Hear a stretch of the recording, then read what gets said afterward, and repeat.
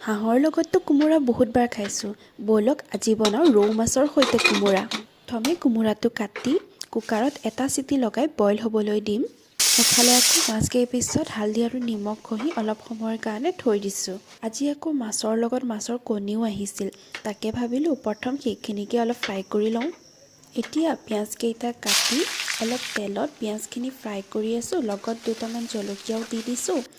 এতিয়া যেতিয়া golden brown হৈছে পিঁয়াজৰ কালাৰটো, তাত এতিয়া মাছৰ কণীখিনি দি দিছোঁ।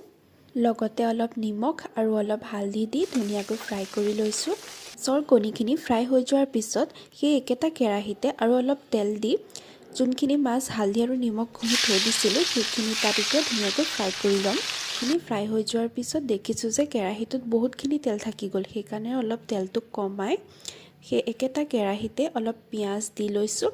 তাৰপিছত সেইখিনি অলপ গল্ডেন ব্ৰাউন হোৱাৰ পিছত এতিয়া আদা, নহৰু আৰু জলকীয়া এটা পেষ্ট বনাই তাত দি দিছোঁ। তাৰপিছত বিলাহীখিনি কাটি লৈছোঁ। কাটি লোৱা বিলাহীখিনি দিয়াৰ পিছত এতিয়া গোটেইখিনি ভালদৰে অলপ সময় ফ্ৰাই কৰি লৈছোঁ। তাৰপিছত তাত নিমখ আৰু জিৰা গুড়ি দি অলপ সময় ফ্ৰাই কৰি লৈছোঁ। এতিয়া তাত বইল কৰি ৰখা কোমোৰাখিনি দি দিছোঁ আৰু ভালদৰে অলপ সময় ফ্ৰাই কৰি লৈছোঁ। এতিয়া তাত অলপ গৰম পানী দি মাছ কেইপিচ দি দিছোঁ আৰু একেবাৰে শেষত ধনিয়া দি দিছোঁ। ৰৌ মাছৰ সৈতে কোমোৰা ৰেডি।